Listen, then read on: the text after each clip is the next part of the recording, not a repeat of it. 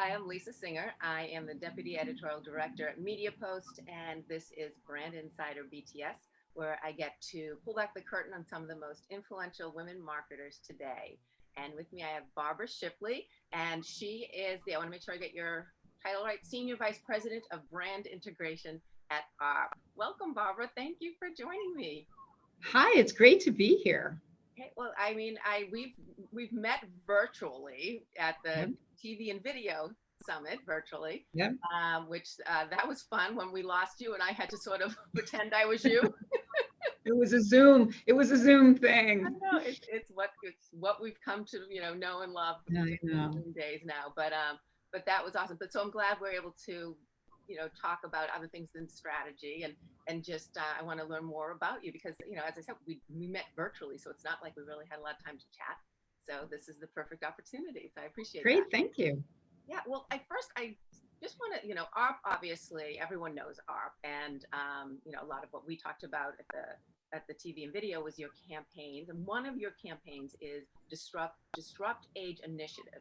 And it really Mhm. focuses on not sort of pigeonholing someone because of their age, sort of changing what it means to age. So I want to ask you about that, but just shake it up a little bit. Not about, so people have ideas of who you are or what you are based on your age. So mostly, as far as ARP goes, it's a little bit more about older age. But how about Mhm. even younger age or whatever Sure. age? Has there been a time in your life where someone said to you, or you were maybe, or maybe even you said to yourself, I shouldn't be wearing this, I shouldn't be doing this, I shouldn't be fill in the blank because of my age, but you did it anyway? Yeah, I love it. That's a great question. And let me just say that disrupt aging, we built it because we recognize that it is not just about cliches and stereotypes of people as they get older, but it's also cliches and stereotypes of people who are younger. We hear it in the workplace all the time, or maybe not all the time. Hopefully that's changing. But sort of cliches about millennials and their work ethic, Yep. these are dangerous. Cliches are dangerous. And they aren't productive. They don't help people be their best selves. And so disrupt aging is really, as you put it, Lisa, it's about helping people be themselves, not just what the expectations are because of one data point, which is Right. their age. As I think about your question, actually, I think my probably best example or answer happened just a couple of years ago. It was about 5 years ago. And at AARP, we were doing a paid integration with Project Runway. And we were going to sponsor a challenge. We did sponsor a challenge. And it was really great. It was very emotional. And it was a challenge for the designers to design a look for somebody who really inspired them.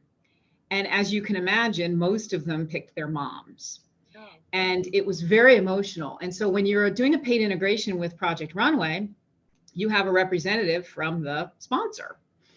And so that ended up being me. And I was very excited. I really wanted to do it. But I will tell you, there was this sort of nagging feeling in the back of my brain. Should you really be doing this? Should someone younger on the team be doing this? Are you hip enough to do this? Are you going to be able to carry this off? And I did, and I was really proud of mhm. how it worked out. But to be honest, I would be lying if I didn't say that there wasn't a part of me that thought, "Oh, come on, Shipley, are you really going to be able to pull this off?" And I did, and they were great at helping, and it all worked out. But I would say that's a probably a fairly recent, within the last couple of years, example where because of my age, I was sort of thinking, is this us putting our best foot forward? But it did end up working out, and it was such a fun day. Well, And that's it was a very effective integration. AARP really got a lot out of and that. that's always important too, of course. And I, what it sort of brings up, what the first thing that comes to my mind is you put that stipulation or that I stereotype did. on yourself, which I I think did. so many of us do that, and not Yes. to say that it's not done, from it comes from somewhere, maybe Yes. your mom told you it when you were younger that, oh, you shouldn't be wearing your skirt that short, or you're too. Right. Oh, I remember when I was growing up, it was, oh, women of a certain age shouldn't have long hair. Really? There was that kind of, yeah, and luckily I think that has changed. But to pick up on your point, I think that there have been these kinds of weird rules that luckily we now are in a situation where people are saying, well, not only am I breaking those rules, those rules don't even exist. They're not even there to be broken anymore. They're just, those old rules are gone. And that is a good thing, but it does create a little bit of anxiety for people, because if the old rules are gone, well, where are the new rules to follow? And how do I navigate this, what can be kind of a crazy world? So that's sort of why we built Disrupt Aging. Yeah, no, and I agree. And I do think that, because you do hear all those, and I feel like if you feel good, whether it be about something that your hair, like you mentioned, or doing something, I spoke with this one woman, when I hosted this business show, and she went to law school, and she was in her 50s, or even late 50s, I believe, almost 60. And she had a conversation with a friend, and she said, I'm going to be, 60 whatever when I graduate and get my degree. And her friend was like, well, you'll still be 60 whatever, whether you get your degree or not. So Exactly. and she did it, and she was practicing law, and at this point I was talking to her, she was in her 70s, so she'd been doing it. And it was just like, to me, as you said, we can't put these stipulations on ourselves, but also I think if you feel comfortable, doesn't matter your age or whatever else, your sex, who you are, if you want to do it and feel good about it, why not? Well, I think body image has taken the same course. I think there were some issues around body image and people not feeling comfortable. I mean, look at how we see models on TV. And so these are all good things, because it is shifting an old, outdated, unnecessary sort of backdrop on how we make decisions around what's pretty, what's good. And now it's people being their authentic self. And I think that has moved us into a good place. We're not done, but we're getting closer. Even talking about that, and when it comes to brands, and someone like yourself, you have this, you have a pedestal or a platform that you can really push certain agendas. You can support certain things that are happening, and as you mentioned, you see, people are intimidated because you're seeing certain models that are being portrayed. How responsible, or what is the responsibility of a brand that they maybe need to shake it up a little bit, and they need to show whatever it may be, whether it's a social injustice or whether it's a stereotype about, certain size woman or whatever it may be? Is it some responsibility for the brand to sort of demonstrate those differences in their campaigns? Well, I think the short answer to that is absolutely. I think the longer exploration into that, though, is as long as the brand is prepared and comfortable to make it more intrinsic and not just a surface level casting decision. It really needs to be, and I know you probably, this may be the new drinking game word, but it has to be authentic. Mm-hmm. And what does it mean to be authentic? Is it aligned with your values? Are you bringing it internally as well as you're showing it externally? Are you delivering on that promise in more than just sort of the window dressing? Because I think consumers, employees, stockholders, everybody can see through it now. We've gotten a much smarter set of consumers and employees. And if it feels surface level or window dressing, I almost think that can hurt the brand more than anything else. So these are decisions that need to be made for a medium to long-term range that then become not just how we might run an ad campaign or do our windows if we're a retailer, but how are we actually living these values? How are we treating our employees and delivering benefits to them? And how are we helping to shape communities or the global community, depending on who the brand is? And some of them, really stand out where their brands are synonymous with the issue that they really care about. So I think definitely brands have a responsibility, but it has to fit with their values. And if it doesn't, I think it can do more harm than good. I don't think there's anything wrong with brands also having their personality and building off their personality for the sort of social responsibility aspects that makes sense for their brand. Right. And I think, as much as I agree, it is the drinking word of the day, but being authentic to who they are, you can't Yeah. just jump on the bandwagon. You have to, but When you can't just sometimes, change the sign in the lobby right. and say these are our values. We feel It that. has to go more than that. And some brands do it better than others. And I do think everyone can smell when it's not quite authentic. Yeah, no, I completely agree.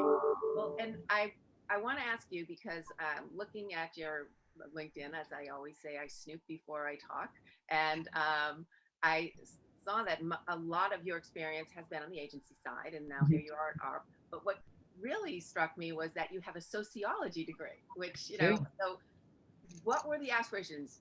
Barbara graduating college. What were you wanting to do, and then how did you then finally, here you are at ARP in the position you're in? I wish I could say it was by design. But probably like most people, when you look back and certain decisions are made, you make decisions or you choose certain paths. I actually love those moments as I look back on them because they are very connected to hero in my life, like many people, is my mother. And my mom was a real trailblazer in New York advertising before women were doing jobs beyond the secretarial pool. And she really, she drove her career. She had some good luck in working for some good people who also helped her drive her career. She was not unlike Peggy's story in Mad Men. So my mother became this famous in New York advertising. And then here I come and I'm trying to decide, well, what am I going to do? And I really felt a little bit more of a connection to the creative world, but there were these massive shoes to fill. Now, my mother was 5 feet tall, so not literally, but the figurative massive shoes. And she was always very supportive. God, she was absolutely the best. But I thought, do I really want to be Carol Wilbaum's little girl going into advertising? So I decided, well, what I'll do is I'll do something that changes the world. Because she always used to tell me that she loved her job and she loved everything about her job, but there wasn't anything about her job that really changed the world. That always kind of gnawed at her a little bit. So I thought, well, I'll do that. I'll become the social worker. And so I went down a sociology track. Thank goodness I also did pursue the world of communications. I was actually a DJ, radio DJ. Oh, very cool. And I hated it. I didn't like it. I didn't feel good at it. It was a lot of red tape, the social work world. And so I thought, well, now what am I going to do? So I sort of mapped out a hop, skip, and a jump to get me where I really wanted to be, which was in the creative field.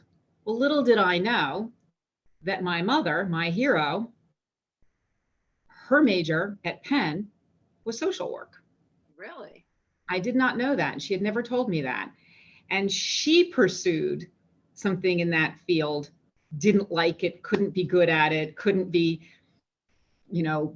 challenged by it. And that was when she redirected herself and decided to go to New York and pursue her dream. So I kind of loved the symmetry of that. I think the agency work that I've done, and now certainly at AARP, I feel like I've been able to kind of bring my world full circle, because at AARP, I get to do some of the most creative, challenging work anybody could imagine. But at the end of the day, I go home knowing I actually have made people's lives better. I actually am impacting communities and society and systems. And so it's a wonderful way for me to start thinking about, if this is the back nine of my career, I've certainly brought it full circle and I love it. And I'm sure my mother is just as proud as she could be from above. That's so wonderful. And I love what your mom, she could have easily said to you, you know what? I thought I wanted to do sociology, go Right. be a social worker. You're not going to like it. Go write for advertise. You know what I mean? Yep. She could have had you sort of learn from her mistakes, which there is Yeah. value in that. But I Yeah. also think there's more value sometimes to let everyone, like you don't want to look back and say, oh, I wonder if I would have done that better, Exactly. and let you do it yourself. And I think that's really smart of your mom to do that. Yeah, she was that lady. That's awesome. So I love that. I also do think, whether it be agency or, I mean, obviously at ARP, you have, much more of a different type of platform. So you are, as you said, reaching people and helping people and changing lives. But I even think in agencies or marketing, that's changed as well. That the industry has Oh, evolved where people are getting involved more so, and becoming a platform, as we were talking about earlier, yes. standing up. I think the world of public service, whether Yeah. you technically think of it as, but that sense of how we are using our resources, our platform, our brand, our networks to help change people's lives. And I love studying those brands that are really taking big steps forward. And it's pretty courageous. You have to be pretty brave, because some of these big steps forward for some of these brands in the last couple of years have temporarily backfired on them. Brands that wanted to, for instance, show interracial couples or same-sex couples, and they were among the first to do it. They got backlash, but they were brave, they were courageous, and now you can't watch television without seeing that, which is as it should be, because that is how families are today. But somebody took that first step, and so there's something very brave and courageous and memorable about using your platform for good, even if what you're selling at the end of the day is cereal. I mean, we're not, it's the marketers and advertisers aren't, Mother Teresa. We're not the, Yeah. yes, yes. It's a business, and I'm not saying we're not the Peace Corps. I feel like the more people I talk to, especially women like yourself, through this, but also in just at our events and just talking, everyone wants to somehow leverage whatever type of influence they have. Yes. I think that's exactly right. And whatever their good is, everyone has their own passion projects, or, but wants to sort of share it in some way. And I find that a lot in this world, in the marketing or advertising industry. So I do think that's really, and I think that has changed. My dad was in advertising. Not to say that they weren't doing that, but I'm just, it's just, I didn't see that as much. I saw more of what you were talking about with the, what's the show? Mad Men. Mad Men, yeah. Not that he was, I don't mean to sound he was a Mad Men type, but I'm just saying it seemed to be they were always having big parties and, go to the pool and this and that. And not that we don't do that. Not that anyway, we're going off track here. Well, I want to go back to AARP, obviously, is when you go to your website and you're always offering different tips to be helpful, whether it be financial help or even just, what's the best movies to watch or what to stream on TV, whatever it may be. So I want to ask you about tips. No AARP tips. Okay, no problem. Nope. So tell me about a tip early on, like let's say in your 20s, that you received that was one of the best tips you could have received. I love that question. Thank you. And it's a favorite question. I share it with people that I mentor. So here I am with my major degree in sociology, not really sure what to do. I became a DJ, and I was still trying to figure out how I get from here to there, to there, to there. And I remember meeting with a friend of the woman who became my sister-in-law. So my brother's dating this woman. This is a long time ago. I'm in my 20s. And she, the friend, was doing PR for Radio City Music Hall. Yeah. And I was just like, wow, just let me, talk to you. Tell me, what should I do? How do I get from where I am to where I want to be? And I had said to her, I think I'm just going to have to go back and get my master's. At the time, I felt like what I needed was more credentialing. And I remember this like it was yesterday. And she stopped me. She kind of grabbed me by the shoulder. She was that kind of person, very physical and very, very warm. And she said, absolutely not. Do not do that. Go get yourself a job doing anything you can. Get some experience, work your way up, get yourself a job in an agency. And I thought, well, okay, I'm going to take that advice. And I did. And it wasn't that easy. I'm not saying it was just turned around and by the next day I had myself a job at an agency, but now I had a plan. And she was absolutely right. I think getting the experience, being in an agency, networking, working on clients, even especially at a junior level, writing, learning was so much better than, for me anyway. I would never tell anybody not to get their advanced degree, but for me, where I was at the time, made so much more sense. And I see her still on occasion. And I think I thank her a lot because I've had a great career. And some of it has been because I have pushed myself to it. And some has been because I have had some great people to work with and some challenges.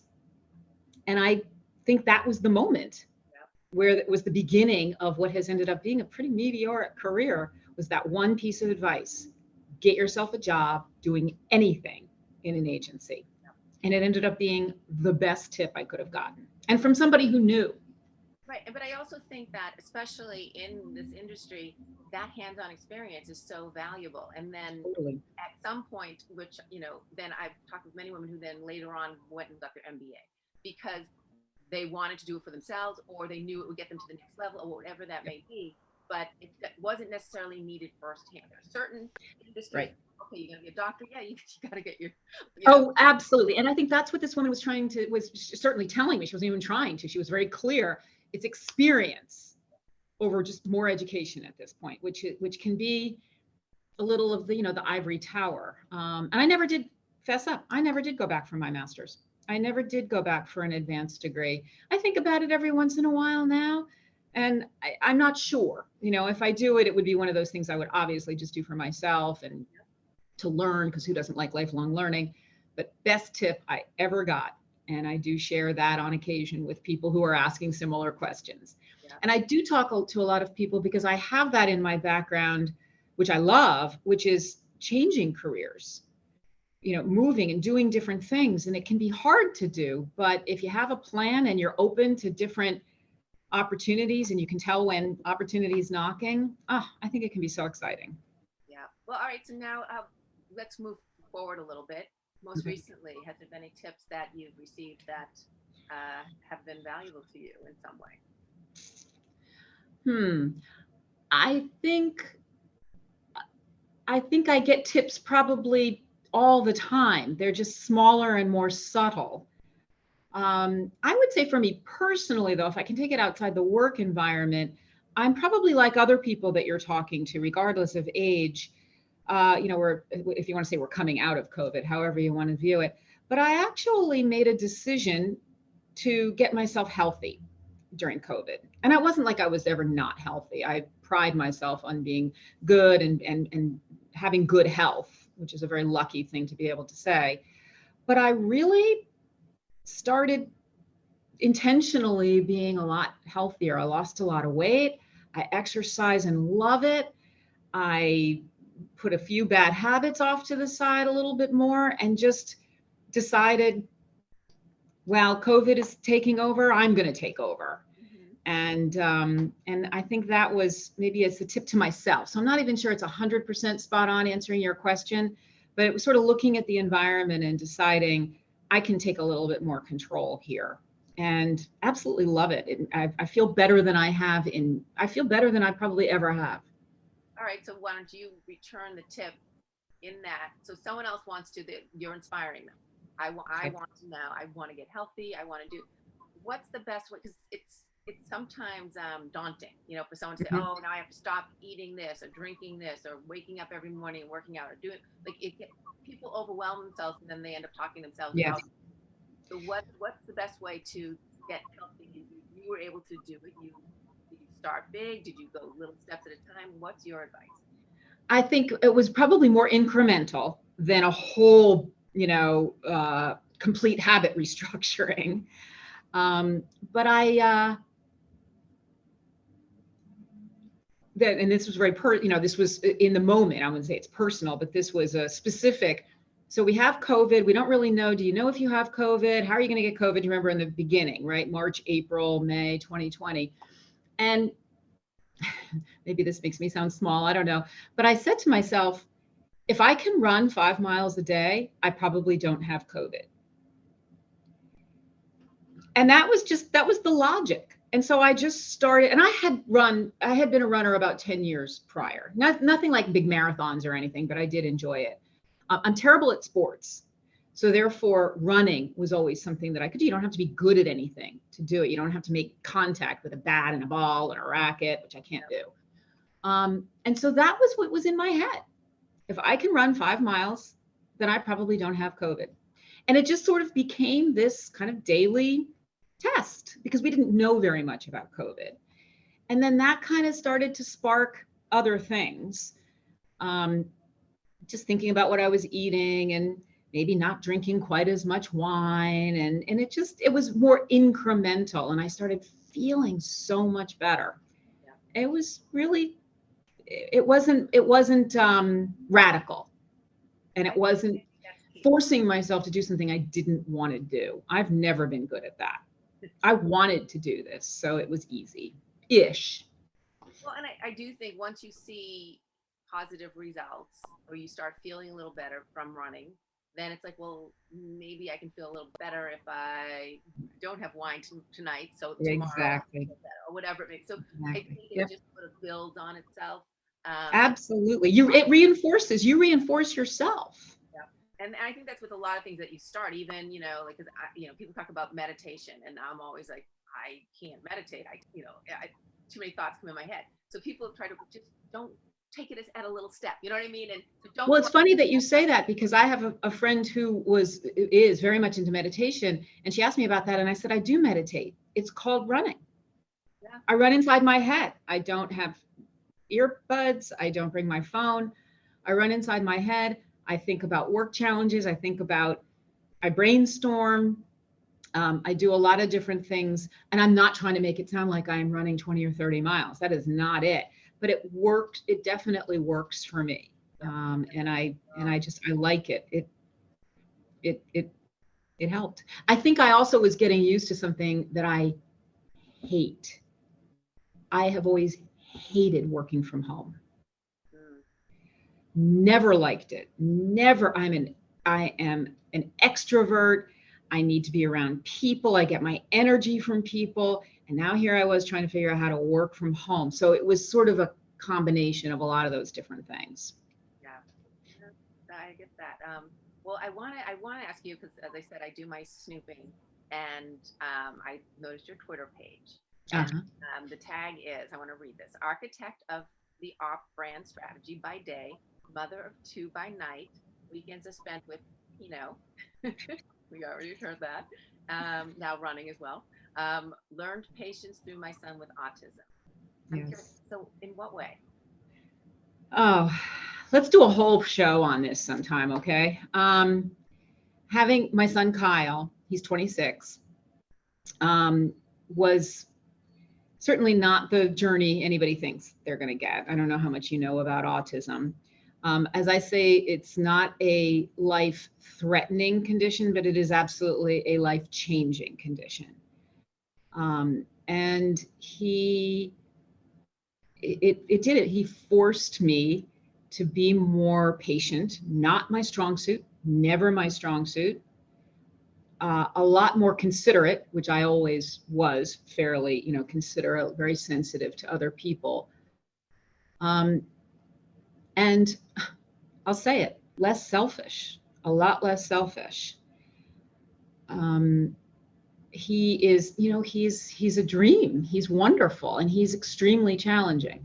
So I love actually talking about my role as in the autism community, because I think that is part of my job now, is to educate people about autism and to be a connection point for people and to help them through it. It's a very difficult life, and you have no idea what's coming. You are seeking information from people, and the autism community is fabulous. We all understand it's like an unwritten rule.